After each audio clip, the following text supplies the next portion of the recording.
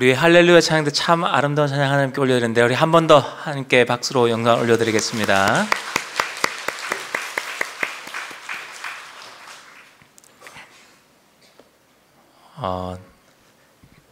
조금 뜻깊은 찬양대의 찬양인 것 같습니다.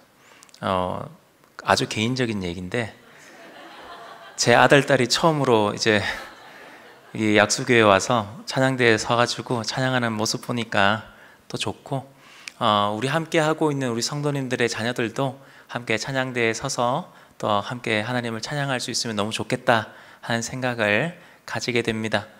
우리 찬양대의 찬양을 기쁘게 받으신 하나님께서 이 시간 우리의 다양한 섬김도 받으시고 예비하신 놀라운 복을 우리 모든 가정과 자녀들 가운데 풍성하게 부어주실 줄로 믿습니다. 저는 과천 약수교회 이제 5월 1일 날부터 사역을 시작을 했고, 이제 5월 말부터 느헤미야 설교를 시작을 했습니다.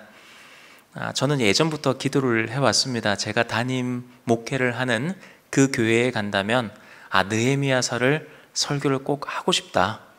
그 느헤미야서 자체가 이렇게 다시 세워가는 부분도 있고 개혁적인 부분도 있고 하나님 보시기에 아름답게 뭔가 일어서는 느낌이 있어서 느헤미야서를 꼭 설교하고 싶다라는 생각을 가졌습니다. 그렇게 5월 말부터 시작된 느헤미야 설교가 이제 거의 끝자락에 이르고 있습니다. 느헤미야가 13장까지 있는데 오늘 우리가 살펴볼 말씀이 12장의 말씀입니다. 느헤미야서는 참 우리가 읽어보면 은혜가 참 많이 됩니다.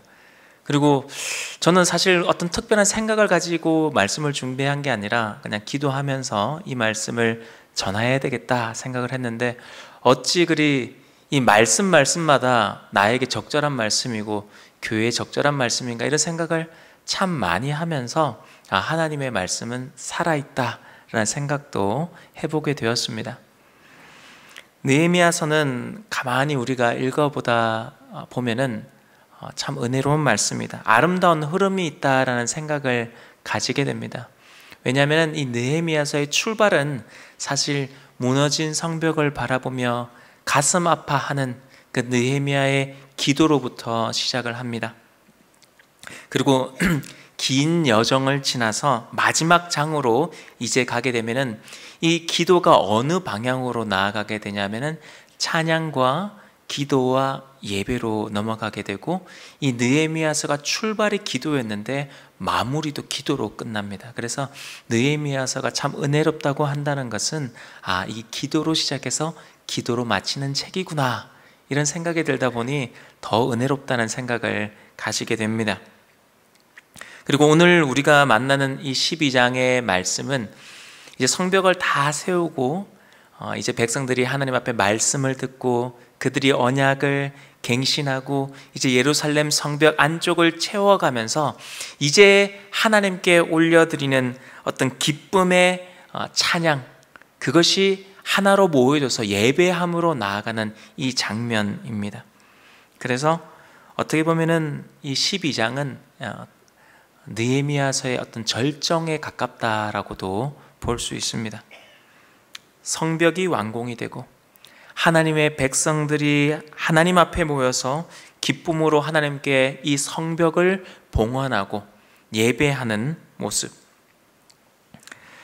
결국 눈물이 뭐가 되는 겁니까? 기쁨이 되고 찬송이 되는. 물론 눈물로 씨를 뿌리면 반드시 기쁨으로 단을 거두리라고 했는데 이 말씀이 지금 느헤미야서의 말씀과 연결이 되는 것이고, 사실 이 말씀은 사실 우리의 삶과도 다 연결이 됩니다. 우리가 때로는 신앙생활을 하다가도 삶의 고단한 어려운 문제들을 만나게 되면 눈물로 기도를 시작을 하지만 하나님께서 그 기도를 들으시고 그 모든 환경 가운데 기쁨과 감사를 우리에게 부어주십니다. 뿐만 아니라 여러분, 이 말씀은 사실 계시록하고도 다 연결이 되는 말씀입니다. 계시록도 이제 우리의 인생을 다 마치고 하나님 나라로 갔을 때에 무엇이 기다리고 있는 줄 아십니까? 천상의 예배가 기다리고 있습니다. 이렇게 면류관 벗어서 주 앞에 드리세.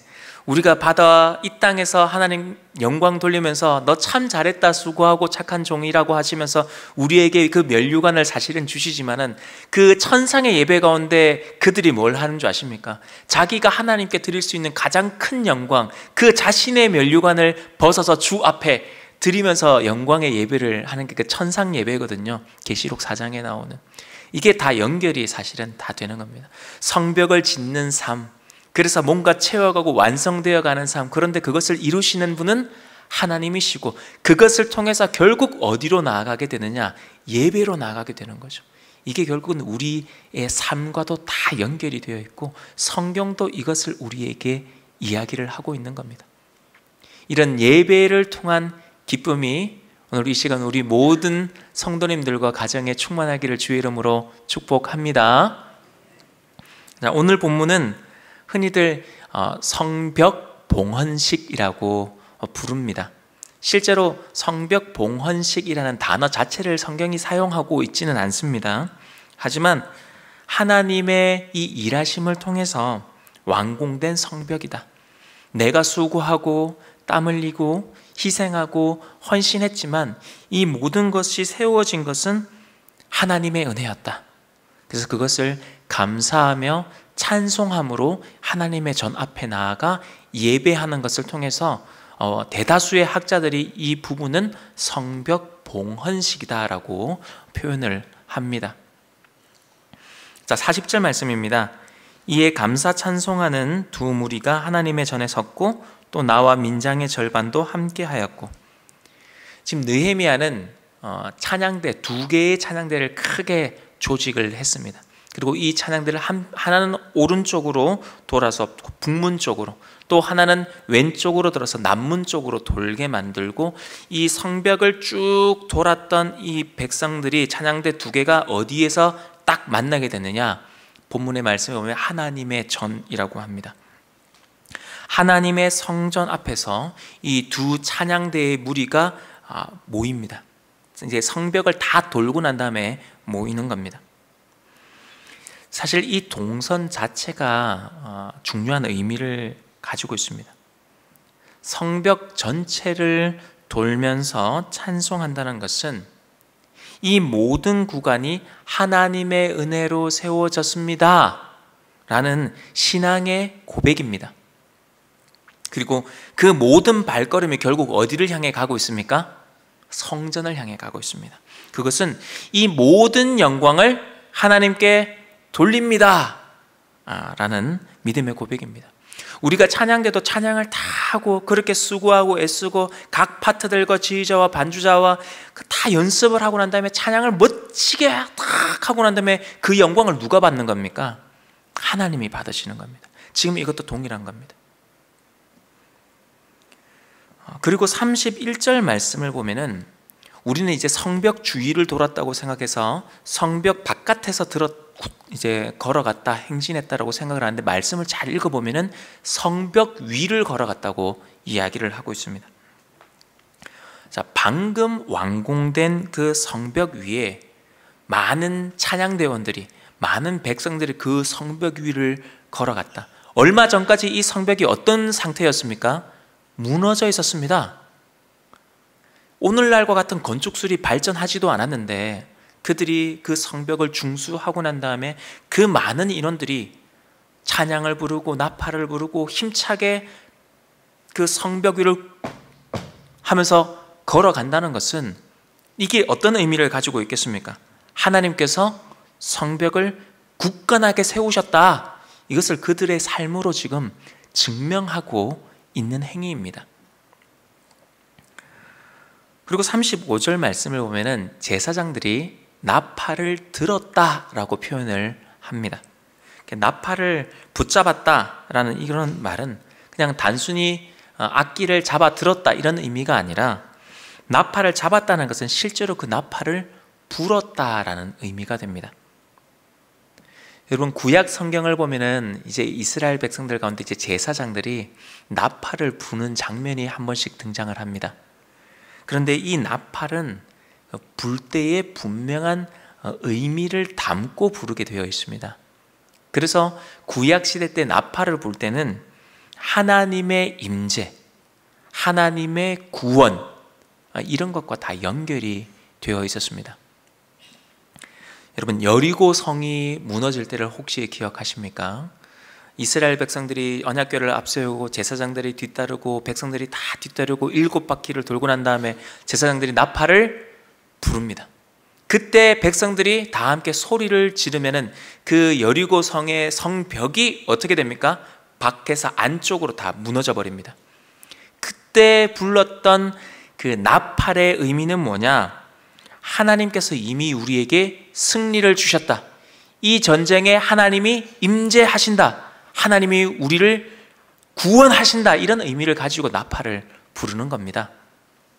그리고 이스라엘 백성들이 시내산에 가서 그 시내산에 하나님이 임재하실 때에도 뭐 하느냐? 제사장들이 나팔을 부릅니다. 하나님의 임재. 그리고 이스라엘 백성들의 그 희년을 선포할 때, 이 희년이 묶여있던 자들이 풀려나는 때 아닙니까?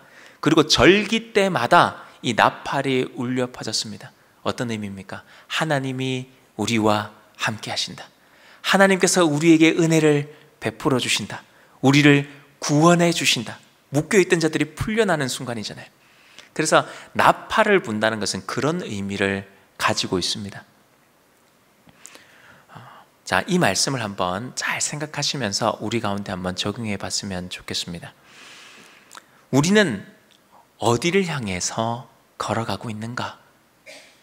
성벽을 따라 걸어갔던 백성들의 발걸음이 결국 어디를 향해 모여들었습니까?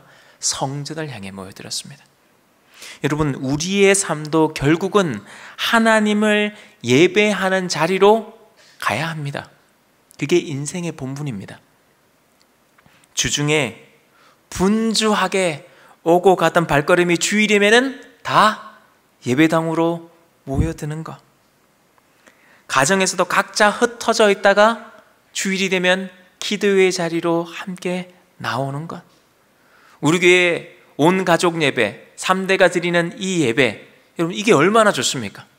가족들도 다 뿔뿔이 요즘에 흩어져서 살아가고 있다가 우리 약수교회는 매월 첫째 주 온 가족이 함께 예배하는 날이니 다 돌아오너라. 어디로? 하나님께로 나아가자. 예배당으로 모이자. 기도의 자리로 모이자. 이렇게 모일 수 있게 만드는 거죠. 여러분, 이것이 바로 하나님께 드려지는 믿음의 발걸음입니다. 그 모든 길과 걸음이 하나님과 함께 하시길 주의 이름으로 축복합니다. 자, 41절과 2절 말씀입니다. 제사장 엘리야김과 마아세야와 미냐민과 미가야와 엘요에네와 스가랴와 하느냐는 다 나팔을 잡았고, 또 마아세야와 스마야와 엘르아살과 우시와 요하난과 말기야와 엘람과 에셀이 함께 있으며 노래하는 자는 크게 찬송하였는데 그 감동은 에스라히야라. 제가 아까 우리 어린 친구들이 성경 말씀을 읽는데 원빈이 그리고 연서, 원빈이가 어렸죠. 깜짝 놀랐습니다. 우리도 지금 이거 읽는데 목회자들도 성경은 한 번쯤 읽어보고 올라와야 이 말을 틀리게 읽지 않습니다. 그런데 아직 이빨도 다 나지 않은 것 같은데 어떻게 그렇게 그 어려운 이름을 하나도 안 틀리고 읽을 수 있는지 아주 수고하셨어요. 네. 여러분, 오늘 말씀을 쭉 읽어보면은 단순히 사람들의 이름이 나열된 것 같지만은 사실은 여기 세 부류의 사람이 등장을 합니다. 여기 보면은 나팔을 불고 있는 제사장의 이름이 등장을 하고, 그리고 노래하는 자들이 크게 찬송했다. 그리고 그들을 감독하는 자들의 이름이 구체적으로 기록이 되어 있습니다. 그냥 우리가 생각하면은 단순하게 그냥 이 맡은 자들, 그 중에서도 좀 핵심되는 인물의 이름을 적은 것 아닌가, 이런 생각을 할 수 있지만은 여러분, 성경은 허투루 적어 놓는 일이 없습니다. 그러니까 성경은 다 의미가 있습니다. 여기는 특별히 어떤 의미가 담겨져 있느냐 하면은 예배는 어떻게 드리는 건가, 예배에 대한 아주 중요한 의미가 여기에 담겨 있습니다. 가장 먼저 예배는 다양한 섬김이 어우러질 때에 이 예배가 완성이 된다라는 의미를 우리에게 가르쳐 줍니다. 어떤 사람은 나팔을 불렀습니다. 어떤 사람은 노래를 했습니다. 어떤 사람은 그들을 감독하며 질서를 세웠습니다. 여기서 질서를 잡고 지휘를 하는 자가 제일 높고 악기를 두르는 사람은 어떻고, 이런 높고 낮음에 대한 이야기는 전혀 나오지 않습니다. 모두가 자신의 자리를 충성되이 지키며 감당할 때에 하나님께 올려드리는 그 큰 찬송이 완성될 수 있었다라는 것을 지금 우리에게 말씀하고 있는 겁니다. 그래서 여러분, 이 예배라는 것은 몇몇 사람들의 몫이 아니라 공동체 모두의 헌신을 통해서 예배가 세워져야 한다는 의미입니다. 그리고 두 번째로는 예배를 섬기는 자들, 그들을 하나님께서 기억하신다라는 것을 우리에게 보여줍니다. 여러분, 그 한 사람 한 사람의 이름을 왜 굳이 기록을 하겠습니까? 사람들은 금세 있습니다. 누가 안내를 했는지, 누가 특송을 했는지, 누가 지휘를 했고, 소프라노가 누구고, 이런 반주자가 누구, 금세 시간 몇십 년만 지나면 다 잊어버립니다. 사람은 잊어버리는데 하나님께서는 예배를 섬기는 자들을 절대 잊지 않으신다. 내가 이 말씀에 기록해서라도 난 너를 절대 잊지 않겠다 하시는 하나님의 결심이 여기에 드러나는 것입니다. 그래서 여러분, 우리가 드리는 작은 헌신, 봉사, 우리의 기도, 우리의 찬양, 우리의 헌금, 이런 모든 것들이 하나님께서 다 어떻게 하신다고요? 기억하신다. 기억하신다는 것은 또 다른 말로 하나님이 기쁘게 받으신다는 의미가 됩니다. 그러기에 이 예배는 어떻게 하나님 앞에 올려드려야 하는 건가? 전인적인 헌신으로 하나님께 올려드려야 합니다. 자, 본문은 나팔 부는 이들, 노래하는 자들, 그리고 그것을 감독하는 자를 구체적으로 언급을 합니다. 그런데 이 부분을 너무 단순하게 악기, 노래, 지휘 이렇게 세 가지 역할만 하면 된다, 이런 게 아닙니다. 예배는 이렇게 서로 다른 자리에서, 그러나 한 마음으로 우리가 예배함으로 하나님 앞에 나아갈 때에 이 예배가 온전한 예배로 하나님께 드려진다는 뜻입니다. 여러분, 그렇습니다. 오늘날 우리의 예배도 마찬가지입니다. 우리 찬양대가 단순히 노래만 부르는 것이 아닙니다. 기도함으로 준비하고 지휘자, 반주자, 그리고 각 파트가 어우러지면서 자기의 자리를 충성되이 지키며 헌신할 때에 하나님이 기쁘시게 받으시는 찬양이 되는 겁니다. 우리의 심령을 울리는 찬양, 영성 있는 찬양이 되는 겁니다. 뿐만 아닙니다. 우리의 예배도 마찬가지입니다. 안내하는 그 손길들, 그리고 악기를 관리하는 수고, 주차로 헌신하는 분들, 주방에서의 헌신, 그리고 카페에서의 헌신, 청소하는 분들의 헌신, 방송을 또 세워가는 분들의 그 섬세한 손길들, 여러분, 이 모든 역할들이 다 합쳐져서 하나님께 드려지는 온전한 예배가 되는 것입니다. 이 연장선상에서 우리가 교회에서 이제 준비하고 있는 사역이 하나가 있습니다. 사실 구원은 사역이, 큰 사역들이 두 개가 있습니다. 이제 10일부터 12일까지 진행되는 이제 말씀 사경회가 있고, 또 27일 날 이제 제 위임식이 있습니다. 교회에서는 아주 큰 행사들이죠. 그런데 말씀의 연장선상에서 저희가 10월 달에 준비하고 있는 사역이 뭐냐면은 사역 박람회입니다. 사역 박람회가 뭐냐? 사실 우리가 교회를 다니면서 일꾼들은 좀 아시겠지만 다수의 성도님들은 우리 교회에서 어떤 사역들이 이루어지는지, 어떤 봉사들이 우리 교회에 있는지 잘 모르실 수가 있습니다. 그래서 성도님들이 우리 교회에서 이런 사역들이 진행이 되고 있고 우리가 봉사할 수 있는 곳이 이런 곳이 있구나라는 것을 소개시켜드리는 시간입니다. 그렇게 되면은 우리가 기쁨으로 하나님을 예배하고 또 그 기쁨의 감격을 뭔가로 표출하고 싶을 때 하나님께 헌신할 수 있는 자리가 여기에 마련되어 있구나라는 것을 깨닫게 되는 거죠. 그렇게 되면 어떤 분들은 하나님에 대한 이 감격을 교사로, 어떤 분은 봉사로, 어떤 분은 찬양으로, 어떤 분은 기도로, 각자의 역할은 다르지만 우리가 함께 모두 어우러질 때에 본문의 말씀과 같이 하나님께 올려드리는 큰 찬송이 완성이 되는 겁니다. 여러분, 이렇게 사역 박람회를 통해서 여러분들에게 사역의 기회를 제공하는 것은 다른 의도가 아닙니다. 그리스도의 몸된 교회를 세워가는 그 영광스러움에 동참할 수 있도록 기회를 사실 드리는 겁니다.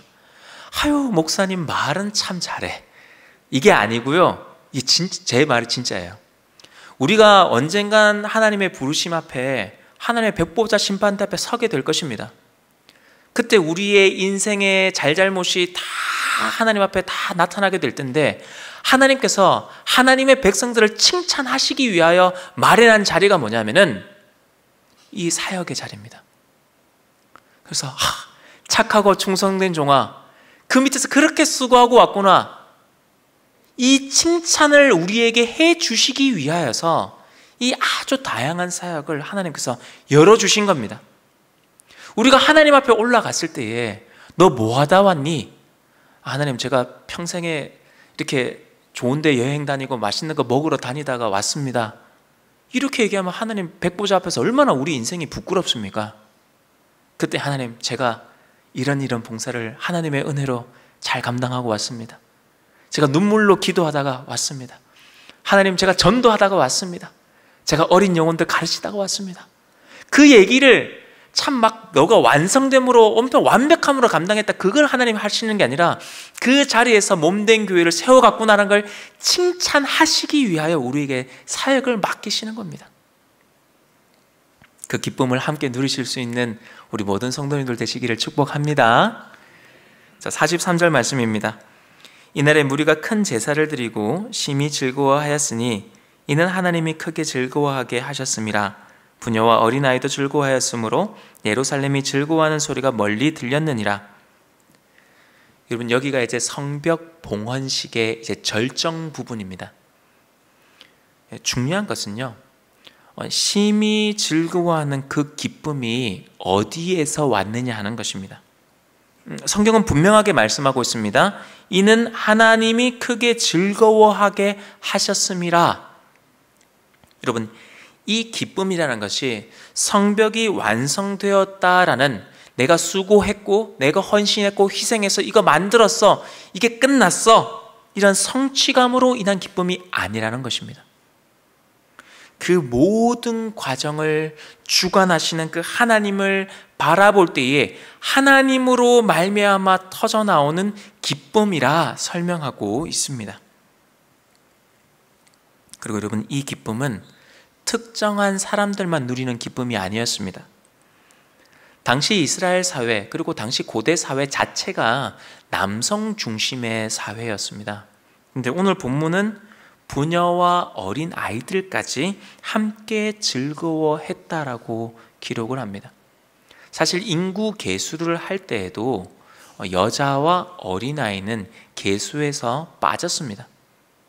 그럼에도 불구하고 그들까지 기쁨에 동참했다라고 성경이 기록을 하고 있는 것은 이 하나님이 주시는 이 기쁨이 세대를 뛰어넘는다는 겁니다. 차별을 뛰어넘어 모든 계층에게 흘러갔다는 의미입니다. 그리고 이 기쁨이 그 성 안에만 있었던 것은 아닙니다. 오늘 말씀해 보면은 예루살렘이 즐거워하는 소리가 멀리 들렸느니라. 성 안에서만 나는 작은 기쁨이 아니라 멀리까지 울려 퍼지는 기쁨이었습니다. 여러분, 그렇습니다. 이게 바로 예배의 참된 모습입니다. 예배는 그냥 교회 다니는 성도들끼리의 즐거워하는 그런 자리가 아닙니다. 예배의 기쁨과 감격, 여러분, 진짜 하나님이 주시는 예배의 기쁨과 감격을 누리게 되면 이 기쁨과 감격은 우리 안에 머무를 수 없습니다. 이 기쁨은 터져나가게 되어 있습니다. 흘러가게 되어 있습니다. 대적 마귀는 뭐라고 우리를 계속해서 공격합니까? 너희 교회 안에서 너희들끼리 즐거워하고 너희들끼리 행사하고 너희들의 즐거움으로 머물라고 계속해서 우리에게 압박합니다. 전도하지 마. 그냥 너희 안에서 즐거워해. 뭘 계속 하려고 해. 이런 식으로 마귀는 우리가 이 기쁨을 세상으로 밖으로 성 밖으로 흘려보내는 걸 원치 않습니다. 그러나 진정 하나님이 주시는 그 기쁨을 우리가 맛보고 나면은, 경험하고 나면은 이 하나님으로 인한 기쁨이 내 안에만 머물 수 없습니다. 어떻게 퍼져나갑니까? 내 삶을 통해, 내 가정으로, 내 이웃으로, 이 지역을 넘어서 세계와 열방을 향해 이 예수 그리스도로 말미암은 이 기쁨, 예배를 통한 기쁨이 우리를 통해서 흘러가게 되어 있습니다. 사랑하는 성도 여러분, 느헤미야의 이 성벽 봉헌식은 결국 예배와 기쁨으로 완성이 됩니다. 여러분, 성벽이 세워지는 것으로 느헤미야서가 끝맺지 않았습니다. 그 모든 재건과 개혁과 회복과 이 갱신의 역사가 마침내 하나님께 드려지는 예배로 열매를 맺고, 그 결과 하나님께서 주시는 기쁨이 공동체 전체에 흘러가게 됩니다. 여러분, 우리가 기억해야 할 것이 하나가 있습니다. 하나님께서 우리의 예배를 기쁘게 받으시는 것은 우리의 섬김과 헌신이 완전하기 때문은 아닙니다. 사실 우리는 어떻습니까? 우리는 연약하고 우리는 사실 부족합니다.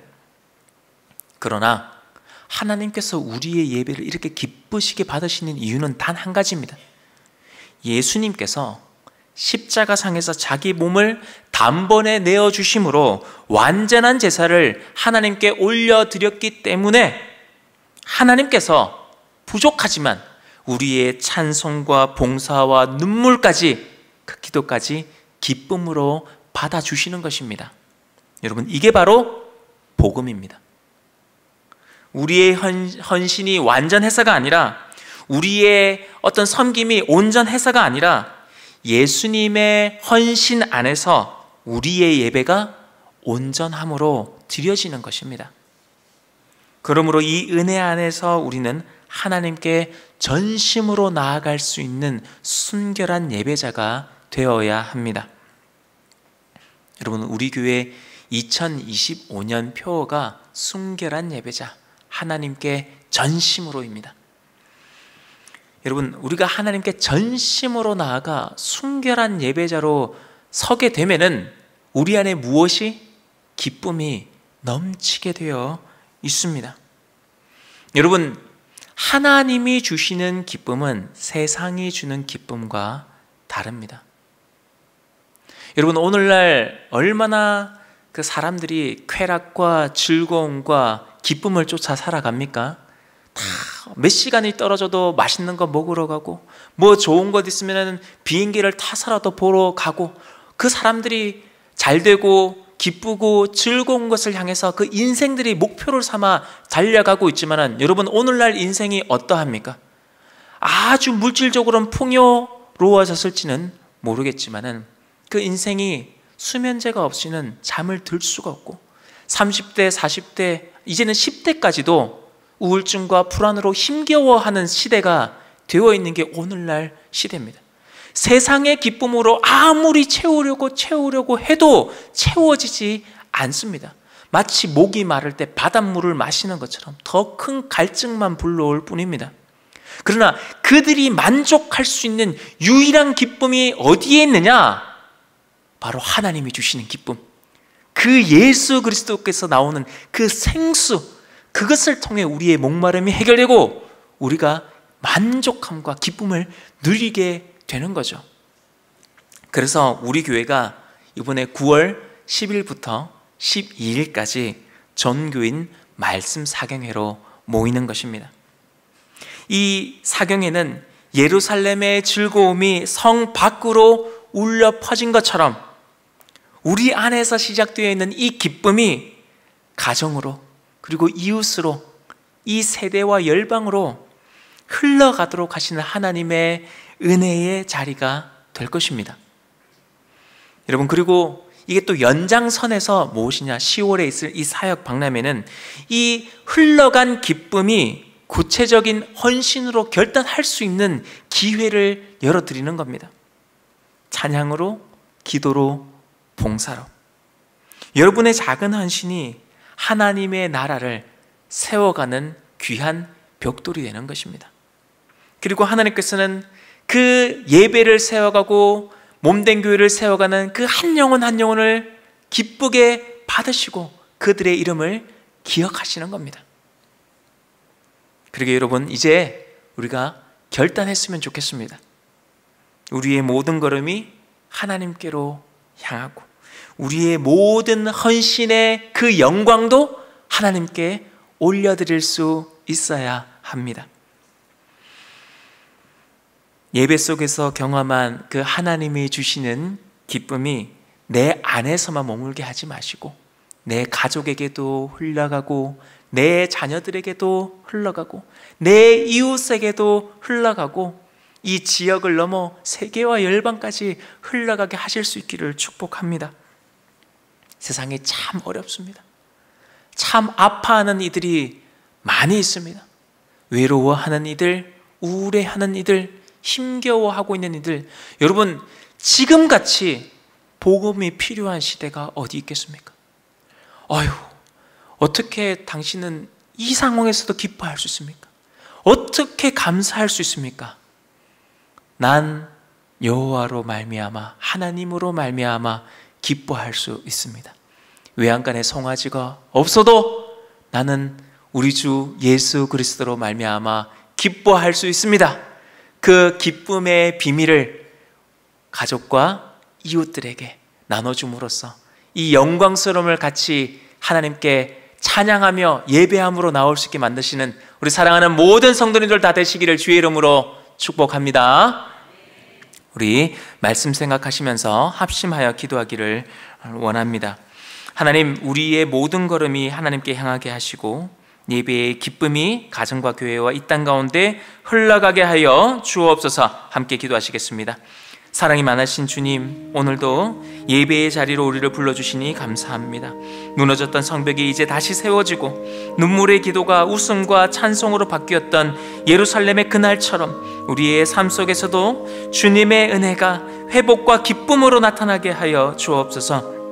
우리의 작은 헌신까지도 기억하신다고 하셨습니다. 기쁘게 받으신다고 하셨습니다. 하나님, 우리의 찬양과 우리의 눈물과 기도와 봉사와 헌신을 통해 몸된 교회가 세워지고 하나 되어 하나님 영광 돌리게 하여 주시옵소서. 하나님, 각 가정마다 기쁨이 넘치게 하여 주시고 아버지여, 우리가 기도하며 하나님 앞으로 나아갈 때 하나님, 우리가 순결한 예배자로 서게 하여 주시고 전심으로 주님을 예배하며 그 기쁨이 우리 가정과 세상 속으로 흘러가게 주여 역사하여 주시옵소서. 사랑 많으신 우리 구주 예수 그리스도 이름으로 기도하옵나이다. 아멘.